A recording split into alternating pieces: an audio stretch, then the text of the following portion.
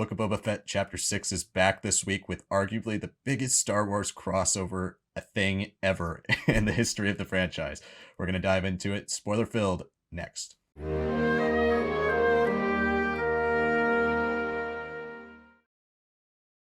Hello, everybody, and welcome to this week's episode of the Book of Boba Fett Reviews. We are discussing Chapter 6, From the Desert Comes a Stranger. Might be a double entendre if you have watched the episode, but before we get started, please, everybody, if you haven't watched our show, we do spoilers every week for these, so if you haven't seen Chapter 6 of the Book of Boba Fett, you are most definitely not going to want to watch this until you've watched the episode and then come back here and listen to our spoiler thoughts. There is a ton of crazy things that went down in this. Stuff I've honestly only ever dreamed of seeing on live action TV, and we got to see it not just like in a show, but all in one episode. It's just insane. So yes, please watch the episode first, have your reaction to it, and then come here in ours on this spoiler review. So just that's your warning before you get spoiled for this episode. But before we get started and talk on our thoughts, please hit that like button down below. Subscribe to the channel for Star Wars content 3 days a week. This week we will be posting 4 videos, though, with comic reviews tomorrow. So if you want to stick around with Star Wars Lads for that. If you haven't checked out Monday's How to Adapt video, it was How to Adapt the Darth Bane Trilogy, Part 1, focusing on Darth Bane, Path of Destruction. Check it out. And we will be talking about predictions, speculation as well for the Book of Boba Fett Chapter 7, the finale, on Friday, as we always do. So yeah, now to get into this crazy episode. Never in my life did I think I'd get to see a young Luke Skywalker back on the screen again. But then we got it last year with The Mandalorian Season 2. And then I thought, okay, we treasured that moment because it just seemed like such a gift of like once in a lifetime thing that we were probably not going to get to see again. Well, we got to see it again. And not only did we get to see it again, we got like a solid 15 to 20 minutes of screen time for Luke Skywalker in this.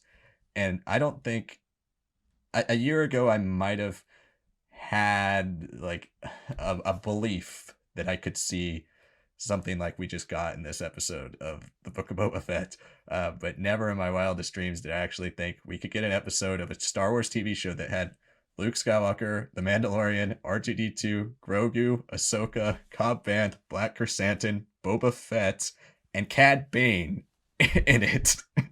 All in one episode. Crazy. It is just insane. Like, okay, we're past the point. Last week, if you guys are following our reviews, last week we both really loved the episode. It was a great episode, but it had zero Boba in it. And we felt like it's called the Book of Boba Fett, and as great as it is to see the Mandalorian, he has his own show where we can see him.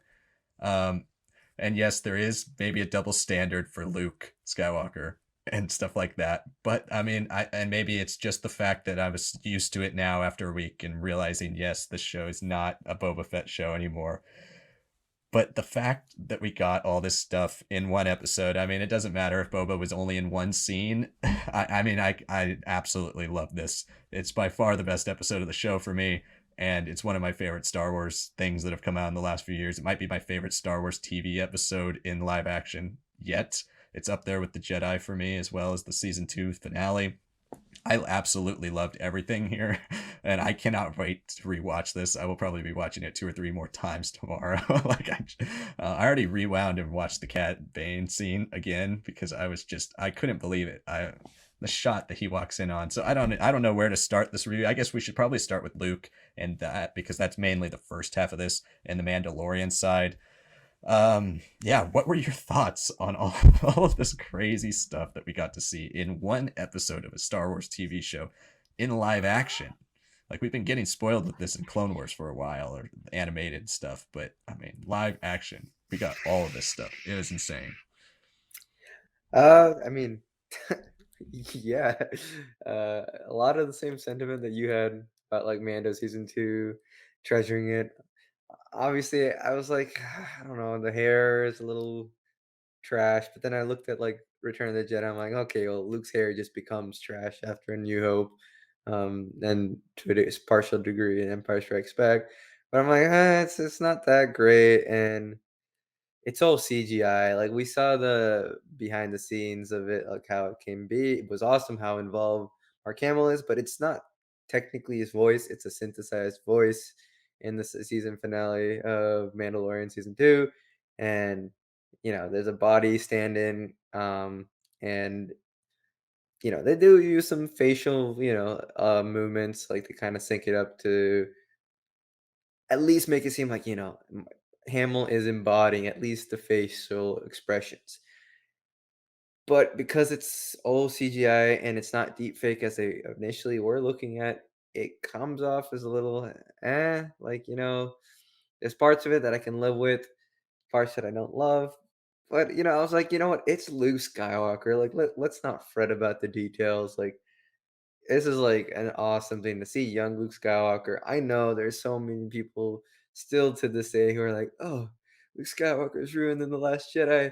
This is thank you to our great saviors Filoni and John Favreau for showing him in his prime." I'm like, guys, it's still 30 years before he becomes this character. Like, he is obviously in his heyday. It's just seeing him in his youth, in his heyday, and like cutting through everyone, it's very logical that a guy who saved the galaxy, saved his father, might still be on a little bit of a high, just a little tiny bit, right? Like it's sad, but he's kind of done everything that he set out for in his own way.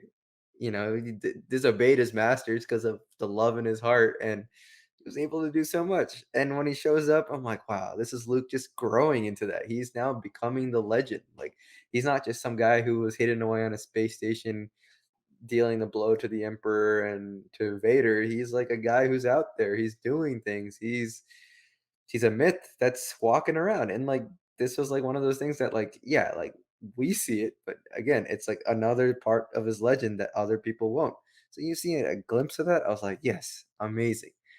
Then I saw the deep fake of Shamook, the YouTuber who like used some of the old Return of the Jedi footage on top of it, and he couldn't like fix a little bit of mouth movements, but it like the eye, the twinkle, it was like, "Oh my, this is even better." Like, "Ah, man, I really want to see this improve."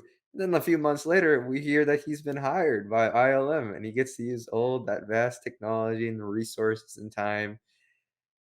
And I'm like, yeah, eventually we're gonna get Luke, maybe in the Ahsoka show or in Mando season 3, but no, we're getting in the Book of Boba Fett episode 6. And I'm like, what?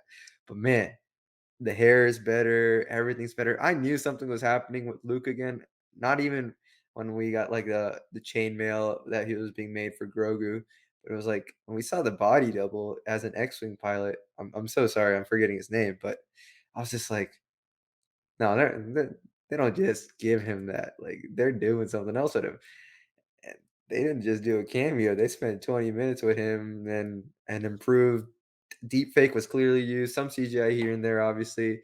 Very rarely was it an uncanny valley. Probably the best I've seen, better than Rogue One's Tarkin, which I think is very good. Far better than Rogue One's Leia, which Shamook's deep fake blows it out of the water. Um, I mean that we've seen some de-aging here and there in Star Wars, but this was like, wow, like I said, this is a recreation and this is amazing. Like I don't know how much Hamill is doing it in this character because I thought some of the voice was off here and there. It felt natural, but it didn't feel like Hamill of 1983 speaking. Um, but like I was like, I could not care. Like even if I get these like pings, I'm like, this isn't real. This isn't real. It was, like, pushed down because I'm like, "This isn't real." I'm seeing Luke Skywalker on my TV in 2022 training Grogu. Oh, man, there's so many good things. I think my favorite part of the whole thing was just seeing him walk with Grogu and, like, use the Force to, like, help him get, like, these little Force jumps, and I'm just like, "That's so adorable and so thoughtful." Um I mean, I enjoyed it, like, he was carrying Grogu just like he had to carry Master Yoda, that parallel there.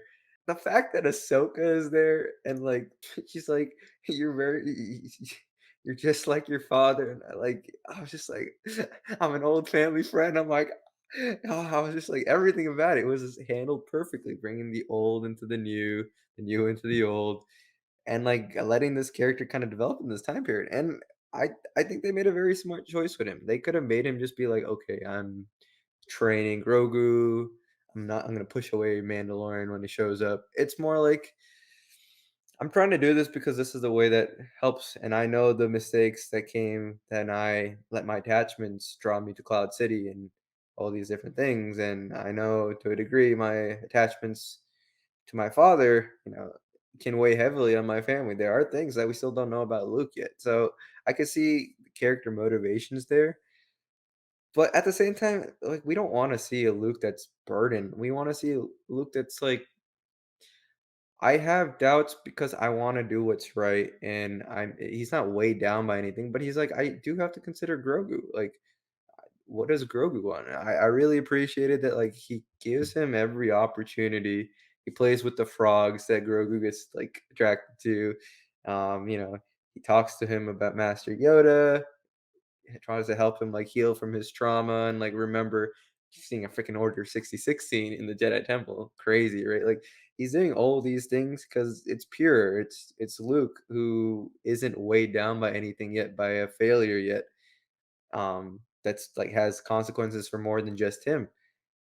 And he values Grogu, and because he values Grogu, he's like, Do you want to be here, or should he even be here?" And I think everything that Filoni just dealing with the character, like, spot on, man, spot on. I could ramble on, but I just thought how it looked, the development of getting him to become a character who, now I'm, like, fully convinced we could even get, like, a Luke show, and, like, we could get, like, a huge Luke and Ahsoka battle in whatever the climactic event is against someone, like, now it makes all and now it's like it's reality, and, like, I I could complain that this is a Book of Boba Fett show, and there was one scene with Boba, but in the grand scheme of the Mandoverse, what they did with Luke and Grogu and everyone, I loved it. Yeah, that's definitely still a 9 at the back of my mind when the show's over. I mean, as much as they cover it with like the end with Cad Bane and then Yoda's lightsaber at the end too. Like, where did he get that? All this stuff, just like crazy, crazy stuff in this episode. It does only have one scene with Boba, but at least he gets a scene. And I'm okay. I'm okay with this if this is the new standard, right? If we're gonna have scenes in the Ahsoka show that have Mandalorian and Boba Fett or somebody like that, as long as we know that going in, right? Like, don't pitch the show as, I mean, obviously we still want surprises, but don't pitch the show as like this is gonna define the character Boba Fett when all the best stuff has not had Boba Fett in it, right? Like, or find a way to make him at the center of all of this, right? As much as I love this episode, and I'm so thankful we got it, and I'm glad we got it, and I absolutely will treasure this forever. We don't doesn't need to be in the Book of Boba Fett. Arguably, no. And if I go back to where I was in my headspace an hour and a half ago when I first before I watched it, I could have waited a year for Mandalorian season 3 or 11 months to see this scene because or this part because this was, or at least the first half, doesn't necessarily belong in the Book of Boba Fett. But I think by the end of the show we will see, I mean by the end of the whole thing, we'll see probably that because this is treated as, I mean, these shows aren't really mutually exclusive. They are crossing over, and they've told us they're crossing over into some big grand finale. I just hope that it's consistent through all the shows, right? Because I hope that when we get Ahsoka, and I feel like Ahsoka will probably be the most crossover heavy of all of them, even because she has so many characters that are already tied to her that we know about, let alone the ones we don't know about. I'm sure that's probably where we'll see Thrawn the first time too. Like, we're gonna get a ton of stuff in that show, but I just want it to be consistent. And yeah, that was the first thing I thought with Luke was like when Mando's leaving, after he gives the mithril armor to Ahsoka, and I was like, dang man, like this is such a tease. I want a whole show of this. And they kept going back to Luke and Grogu after Mando leaves, like as if they are main characters in this. And I'm just like, we're seeing POVs, and maybe yeah, you could argue it's a POV from Grogu's point of view, but I mean, we're seeing POVs from Luke, like we're getting scenes of just Luke and a puppet, like this is a real thing. It's too, it's he's a character in this. He's not just showing up. And like it first of all, it made me now it will be incredibly disappointing, and I'm sure they won't do this. I'm sure Luke will 100% be in whatever big epic finale thing they're doing. Um, but yeah, I immediately went back to like a conversation I think we had on this show back in like April, whenever we first heard about Rangers of the New Republic possibly getting canceled. Could that be replaced with the Luke show? I mean, I would be for it. These scenes sold me. I don't care if Luke looks 90% like what he looks like. I mean, just the fact that it feels like Luke Skywalker, and we're not just seeing him standing there talking, we're seeing him run through bamboo forests. We're seeing him use his lightsaber and doing like practicing his forms. We're seeing him put Grogu on his back like Yoda in the backpack and doing flips and jumping on like little animals inside the water. Like there's a joy to Luke in this too that's just amazing that we finally get to see. And like it reminds me a lot of the Heir to Empire Luke, where he's still got this naive joy in the world, even though he starts to feel like he's got the weight of the world on his shoulders, that he's got to start this academy. And it's cool that Grogu is the first student, and it might not be the first student because he could choose to leave and go back with the Mandalorian. It's cool that we're seeing Luke start to try to find his groove. We're starting to see him deal with the burdens, but also he has those times where he's still living life. And I think, I mean, we have to get more Luke. Like this is such a crazy good Luke Yeah, moment. I mean, it's no. top tier Luke stuff. I mean, like, I think I agree with you. This could have been saved for Mando season 3, and it wouldn't have made too much of a difference. But now that I think about it, a lot of like the show feels kind of parallel to real time. Like whatever's happened to Boba hasn't necessarily taken like too long of a time, but I could see it being considered in universe 5 to 6 months, right? Like Din has clearly been without Grogu for a while, and he's just using the dark saber to chop off people's heads. Like, there's no honor or loyalty to that. He's just using it as a tool. And it probably took a long time to get in touch with the Covenant again, right? Like they're probably very hidden away, the members of the Watch. So in a way, it feels like, okay, instead of having this happen at the start of season 3, where it's like, wow, if you're like a casual fan who's only watching The Mandalorian, you see that, and then 2 years later, the very first thing that happens is like, okay, he feels sad, he's gonna get Grogu right away. At least here now, I can be like, you know what? There was a time that he was away from Grogu, and we were following other characters like Boba and all that because the story didn't need it. But now, like 6 or 7 months or a year has passed on, and now as his adoptive father is coming to do this little mission, he does one last thing, hope just to check in on him. He doesn't really get the reception he wants, but understands why. And now it's up to Grogu. What he's gonna do? And then next year, in like another 4 or 5 months, we'll get to see Grogu again, and it'll be maybe like a year ish into the story past season 2 of The Mandalorian. I think I can see it with the real time working like that. If we're kind of trying to parallel it to like how we're watching it as viewers, maybe a little bit of a gap, and it just happened to take place in Book of Boba Fett is great. And yeah, I mean, look, I wanted Boba to take more command of this episode. I really did. I still think there could have been things that have been cropped out. Um, Not the moments. I don't think the moments that had to be cropped out, but I think you could have made a lot of the Luke stuff maybe 5 minutes shorter, and you could have easily given Boba at least 5, 10 minutes of him doing some planning, doing some action. Maybe he goes over into Mos Espa before the Pikes do it. They're bombing, right? Like, and have a little bit more direct, like on the outskirts of the before actually going into the battle with the Pikes. Maybe we could have done a little bit more with Boba Fett there. Let Demora Morrison do something, right? But this was always like talked about as a Book of Boba Fett 2.5. As much as like I want to be like, ugh, and not Book of Boba Fett 2.5, Mandalorian season 2.5. As much as I want to be like, ugh, like we're not doing enough with Boba, which I'm not gonna say that's like a feeling that's gone away.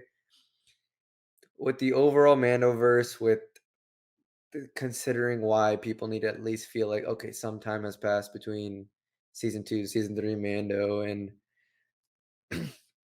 The fact that this was never, like, announced, that this was just, thrown at the bottom as, like, an after credit scene to Mando season 2, like, I can get that this is, like, a little bit of a filler for them, and they are like, "Well, wait, let's at least do something with Boba, at least get him into a position where he becomes a player in this greater story." I hope that this if we do get another season of Book of Boba Fett, that he actually does things, like, we go crazier, and I'm hoping in the finale he goes crazy because it's a Robert Rodriguez episode, and he can do action. Uh, you got me there. He can do action. I just hope it looks as good as episode chapter 5 did at Return of the Mandalorian, and a lot of the parts here and From the Desert Comes a Stranger. I want it to be amazing instead of like some random hill in like season 2 of The Mandalorian, right? Like it shouldn't feel like Earth. Like this place, this planet where which becomes Luke's, like how are we forgetting about that? This becomes Luke's academy. We literally see these little like insectoid caterpillars or Yeah, they're whatever, like like robots. ants, kind They're of to like me. Yeah. ants. And yeah, exactly. And they're communicating with R2.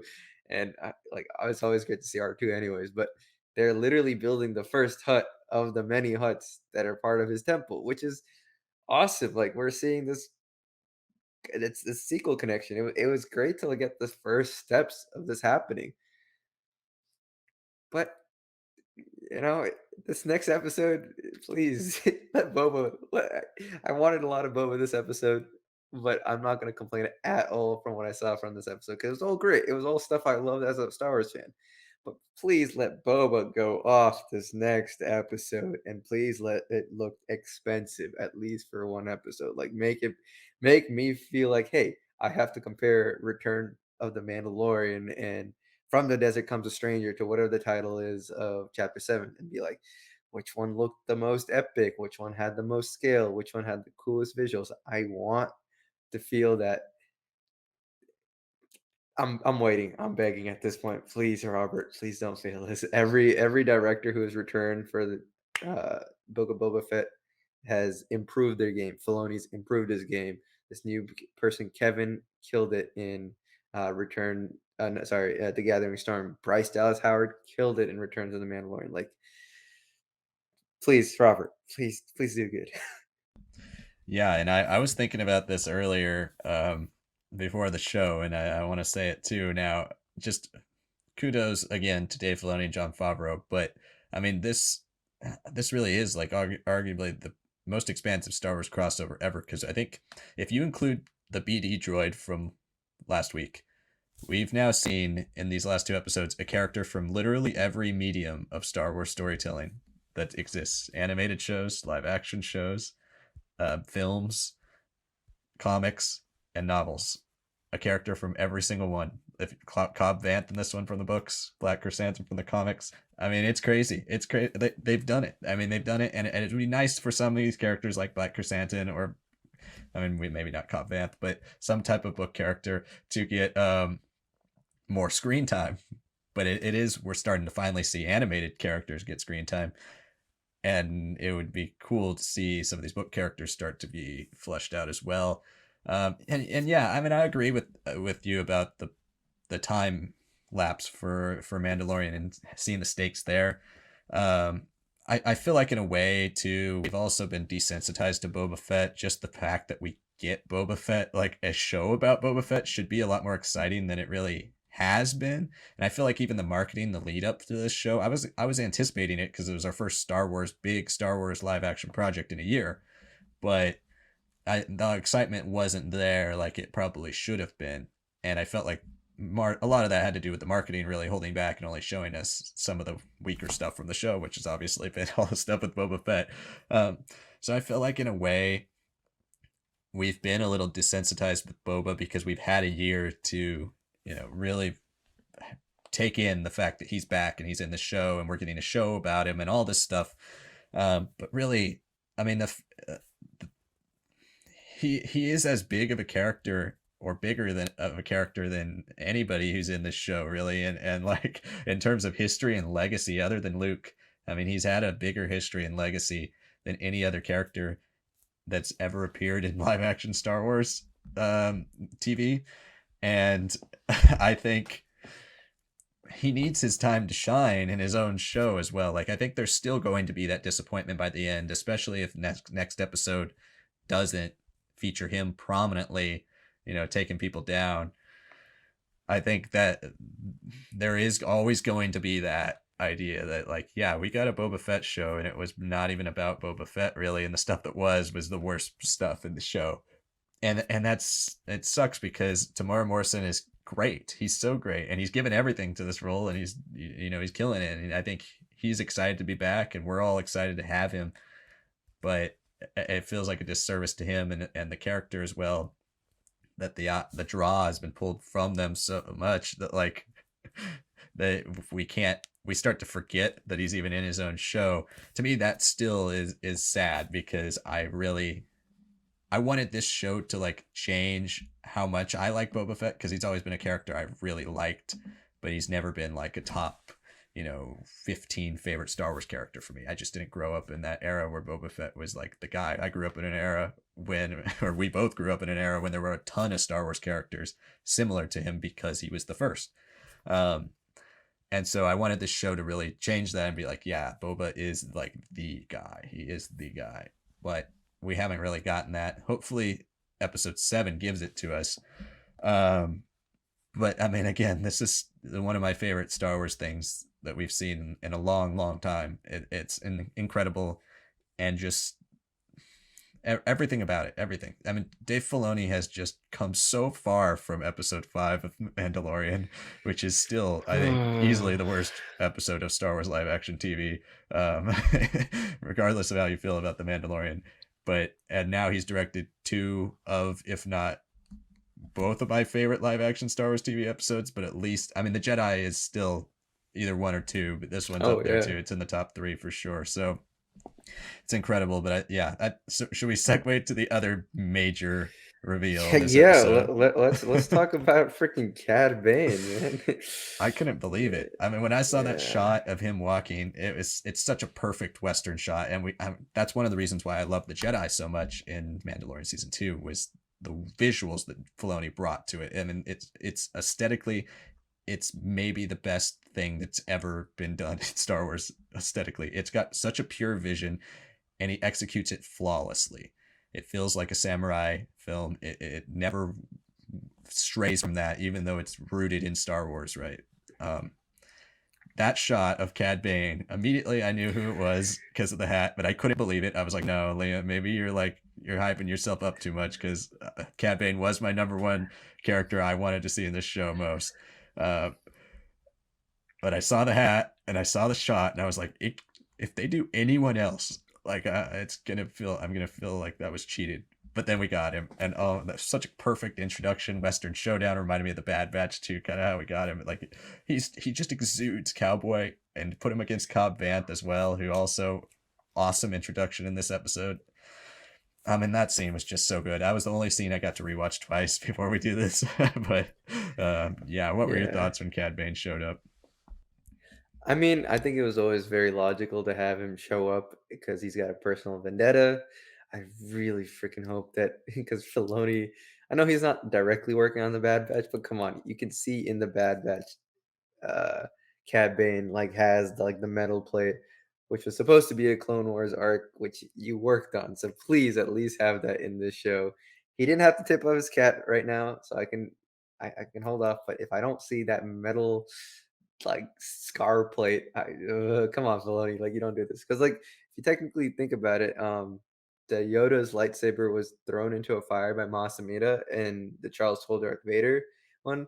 It's also very feasible that like it didn't melt the way that it was expected, or like Yoda rebuilt his own lightsaber later on in Exile. Like, I'm not really complaining. That's just it could have been some other person's short lightsaber. It could have been Grogu's. Who knows? It could have been his lightsaber at this point. You can retcon it that way. But anyways, I the think one Luke thing I does will, say it was my master's, yeah, if I remember right. But yeah, right. He says it is Master Yoda's, but we got Chrysanthemum, but we also got the whole Bad Batch kind of changing Caleb Doom's introduction in his comic. Like, we're working through it. I think I'm living with most of these changes. This is so minor, no one really cares. But anyway, to focus back on here, I think this is the thing that I enjoyed most because at the very least, even if I wanted to see a lot of Boba Fett, and we did, but at the very least, the story progressed. Like if we had to use Mando as the character fill-in, sure, fine. There was still a little bit of acknowledgement between Boba and Mando. There was still a scene with Boba discussing some stuff, but the storm broke in this episode. We saw the beginning with Cobb and the Pikes expanding their territory and spreading the spice. Cool shootout. Cobb's killing it. And then he just gets wrecked. His deputy is like the dumbest dude. Oh, like keep silent, keep chill. Tries to give smack to Mando, and he gives smack to Cad Bane. Like, bro, like if anyone makes your marshal like a little worried, like you should also be a little worried. And this dude had no edge, like no edge at all. Couldn't hold his nerve. But in the grand scheme of things, I think it makes sense that Cad Bane is hired by the Pikes. I also like Cad Bane saying that Boba Fett was a cold-blooded killer who worked for the Empire. Like, let's not forget, he at one point was very clearly a villain. He is now more of a good guy, but he maybe an anti-hero more accurately, but he was quite brutal in his Imperial days. Um, and I think even though Cobb could be dead or not, it is a message that the Pikes are trying to send. Like we have someone who could take down Boba, but you might have to consider him as the better option here than a guy who did this. Like that message isn't just for the Marshal; it's for everyone looking out the window. Like this Boba Fett that you've been hearing about, he's not all good news. Let us do what we're gonna do. Don't mess around. If you do, I'm an example of what happens, right? I think that was a perfect way to introduce Cad Bane. You mix in a lot of his animated vendetta. I swear, if we get like a Daniel Logan appearance in the next episode, we get like a little mini recreation of like the Clone Wars era shot. That'd be too wild to me. Who knows? Anyways, And I could see the first half of the episode, or like the first 10 minutes, being like some type of like, this is who Cad Bane is. In case you don't know right. who it is, it's kind of like their style for these types of shows. Honestly, it could be. They have to at least explain it to an audience who isn't gonna touch the animated show. So that was great. But we also saw, I'm I'm so mad. She's dead. The biggest baddie in this whole show is gone. You know, the lady of I forget her. What's her name? Madame Lady Garza. Madame Gar. Yeah, I'm thinking. I'm still thinking about Lord of the Rings. But yeah, Madame Garza. I'm like, you got Jennifer Veal. Like I was like, wow, amazing. This is like what everyone's talking about. She's literally like a patron to like the whole underworld. She's got this cool casino vibe. She's such a hostess, like with the mostest. She's got Max Rebo. Everyone's killing it. These Pikes walking with a Campton on. You're like, all right, whatever. Like they don't get their helmets clean, sure, whatever. And then they walk away, and you're like, oh, come on, bro. It's straight up bombed. And that place, it's like it flamed out, and I'm like, oh god, like they're not messing. The Pikes are like here to just walk over everything. Like at least we got this progression of the story on two fronts. A third front with Boba witnessing it or being part of it would have been the best part, but at least we got that story advancing. Cad Bane physically looked great. Um, I wish he was a little bit more blue. I think you could say maybe a little bit of age has made it look a little lighter because the animated Duras version of him is like a deep blue. Um, but, I mean, but otherwise, it was menacing. Like you could see like the close-ups, like the slight Dutch angle here and there. Like the voice was pretty good. I don't know. It's I don't think it's the same person who Yep. did the They put it voice. in the credits. I think Is is it the the same same. voice? It's Corey Burton. Oh, Corey. Yeah. Okay, well, he brought a little bit more to a little older. I mean, it is 20 plus years, so I like it. No, that makes me happier. That if it is different, it's different for a good reason.